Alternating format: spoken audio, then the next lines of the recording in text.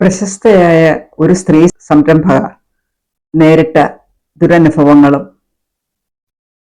അതിൽ നിന്ന് അവരെങ്ങനെ പ്രതിരോധിച്ച് കരകയറി എന്നും ഉള്ള ഒരു അനുഭവമാണ് ഈ വീഡിയോയിൽ ഉൾപ്പെടുത്തിയിട്ടുള്ളത്. 24 ചാനലിലെ ഒരു പരിപാടിയാണ് ഈ വീഡിയോയ്ക്ക് ആധാരം. 24 ചാനലിൽ സ്വയം അറിയാതെ അവരവരെ അറിയാതെ ചതി കുഴികളിൽ പെടുത്തി ശിക്ഷിക്കപ്പെട്ട ചിലരെ ഉൾപ്പെടുത്തി 24 ചാനലിൽ ഒരു പരിപാടി അവതരിപ്പിച്ചിരുന്നു. ആ പരിപാടി ഞാൻ കാണാനിടയായി. അതിൽ എനിക്ക് സ്ട്രൈക്കിംഗ് ആയിട്ട് തോന്നിയ ഒരു പ്രശസ്തയായ സ്ത്രീ സംരംഭകയുടെ അനുഭവങ്ങളാണ് ഞാനിതിൽ ഉദ്ദേശിക്കുന്നത്, ഈ വീഡിയോയിൽ ഉദ്ദേശിക്കുന്നത്. പ്രശസ്തമായ സ്ത്രീ സംരംഭക എന്ന് പറയുന്നത് ശോഭ വിശ്വനാഥ്, പ്രശസ്ത ഫാഷൻ ഡിസൈനറും അതുപോലെ സംരംഭകയുമാണ്. തിരുവനന്തപുരം സ്വദേശിയാണ്. തിരുവനന്തപുരത്താണ് അവരുടെ പ്രസ്ഥാനമുള്ളത്. ഗ്രാമീണ കൈത്തറി മേഖലയ്ക്ക് ഉണർവേകാൻ അവരുടെ പ്രത്യേക സവിശേഷമായ സ്റ്റുഡിയോകളും ആർട്സ് ആൻഡ് ക്രാഫ്റ്റ്സ് വില്ലേജിലുണ്ട് എന്ന് ഞാൻ മനസ്സിലാക്കുന്നു. അവർക്ക് ഒരു അനുഭവം ഉണ്ടായി. അതായത് 2021 തുടങ്ങിയ ആ അനുഭവം ഈ അടുത്ത കാലങ്ങൾ വരെ അവരെ അതിന്റെ നിയമ നടപടികളിലൂടെ കടന്നു പോയതാണ് ആ വാർത്തയിലെ വിശേഷങ്ങൾ. 2021 അവരുടെ സ്ഥാപനത്തിൽ മയക്കുമരുന്ന് പിടിക്കുന്നു. അവരെ ശിക്ഷാ നടപടികൾക്ക് വിധേയയാക്കുന്നു. 400 ഗ്രാം കഞ്ചാവാണ് പിടിച്ചതെന്നാണ് അവരുടെ സംഭാഷണത്തിൽ നിന്ന് മനസ്സിലാക്കിയത്. പക്ഷെ അവരുടെ പൂർണ്ണ വിശ്വാസത്തിലും അറിവിലും സമ്മതത്തിലും അങ്ങനെ ഒരു സംഭവം അവിടെ ഉണ്ടായിട്ടില്ല. അവരറിഞ്ഞിട്ടുമില്ല, അവരുടെ അറിവോടെയുമല്ല. അങ്ങനെ അവരത് കർശനമായിട്ടും നിരന്തരവും ഫൈറ്റ് ചെയ്തു. ആ ചരിത്രം അവർ ആ വീഡിയോയിൽ ആ പരിപാടിക്കിടെ പറയുന്നുണ്ട്. ഒരുപാട് പേരുണ്ടായിരുന്നു ആ പരിപാടിയിൽ. അവരവർ ചെയ്യാത്ത കുറ്റത്തിന് പോലീസ് നടപടികൾ വഴി ശിക്ഷ അർഹിച്ചവര് ജയിലിൽ കിടന്നവരും ഒക്കെ ഒരുപാട് പേരുണ്ടായിരുന്നു കേട്ടോ. അതൊക്കെ കേട്ടപ്പോൾ വിഷമം തോന്നി. നമ്മുടെ നീതിന്യായ വ്യവസ്ഥകളുടെ ലൂപ്പ് ഹോൾ കൂടി എങ്ങനെയൊക്കെയോ ശിക്ഷിക്കപ്പെട്ടു പോയവരുടെ കാര്യങ്ങളൊക്കെ അതിൽ കേട്ടപ്പോൾ നല്ല വിഷമവും തോന്നി. എന്നാലും എനിക്ക് ഇവരുടെ കാര്യം കേട്ടപ്പോൾ ഒരു സ്ത്രീ എങ്ങനെ ഫൈറ്റ് ചെയ്ത് വിജയിച്ചു എന്നുള്ളത് നമ്മളെല്ലാവരും മനസ്സിലാക്കണം. അവര് സപ്പോർട്ട് ചെയ്യണം, അവരെ അഭിനന്ദിക്കണം എന്നുള്ളതായിരുന്നു എൻ്റെ ചിന്ത. അവർ 2021 മയക്കുമരുന്ന് പിടിക്കപ്പെടുന്നു. അവരപ്പോൾ തന്നെ അതിൻ്റെ തുടർ നടപടികളിലേക്ക് കടന്നു. CCTV ഒക്കെ പരിശോധിച്ചു. അതിൻ്റെ ഉത്തരവാദികളെ പലപ്പോഴായിട്ട് കണ്ടുപിടിച്ചു. അപ്പോൾ അവർ പറയുന്നുണ്ട്, അമ്മയെപ്പോലെ സ്നേഹിച്ച അവരുടെ ഒരു സ്റ്റാഫും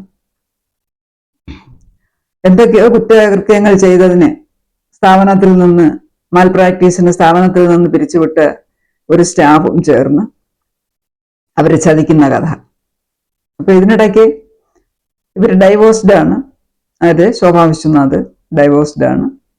അപ്പൊ അവർക്ക് വേറൊരു പ്രപ്പോസൽ വരുന്നു. പ്രശസ്തമായ ഒരു സ്ഥാപനത്തിന്റെ മേലധികാരിയുടെ മകന്റെ പ്രപ്പോസൽ വരുന്നു. പ്രപ്പോസലിന് നോ പറഞ്ഞു. അങ്ങനെ ആ കാലഘട്ടങ്ങൾ ഇങ്ങനെ നടന്നു പോവുകയാണ്. അപ്പൊ ഇതെല്ലാം കൂടി അവർ കണ്ടുപിടിച്ചത്, അന്വേഷണത്തിൽ വെളിവായത് മനഃപൂർവ്വം അവർക്ക് വന്ന പ്രപ്പോസൽ നോ പറഞ്ഞതിന്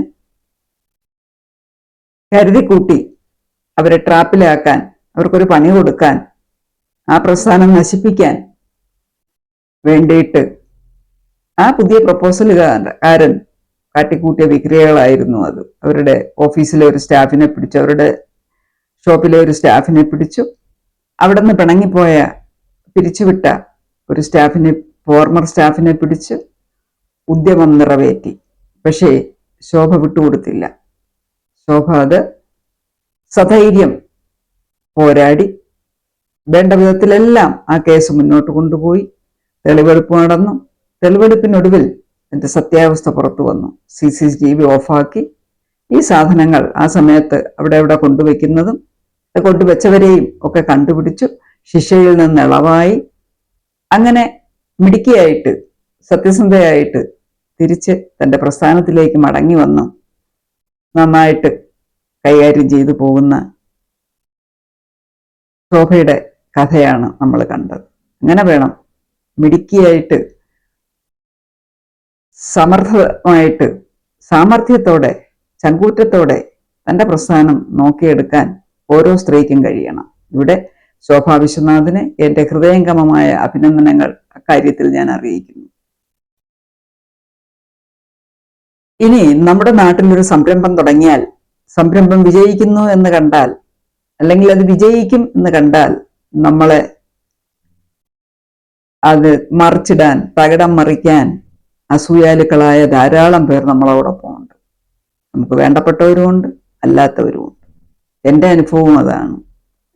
ഞാൻ ഗവൺമെന്റ് ഉദ്യോഗസ്ഥയൊക്കെ ആയിരുന്നെങ്കിൽ എനിക്ക് അല്പം കൃഷിയും കൂടി ഉണ്ടായിരുന്നു.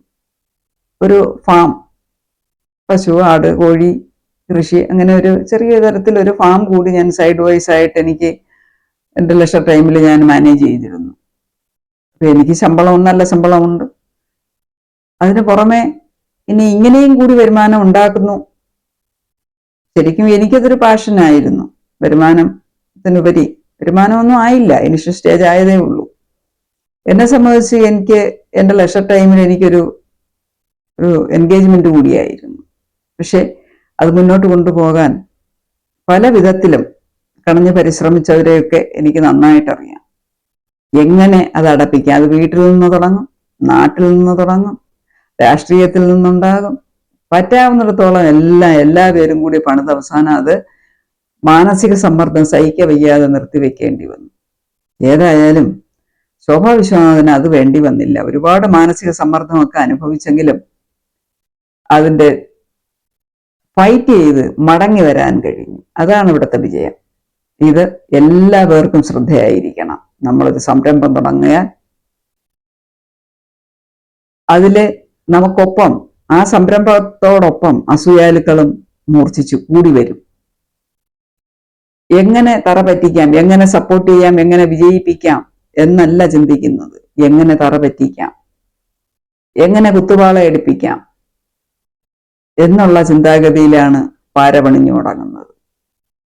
അതുകൊണ്ട് എന്നെ കേൾക്കുന്ന എല്ലാ സംരംഭകരും നല്ല ശ്രദ്ധയും നല്ല ശ്രദ്ധാലുക്കളുമായിരിക്കണം.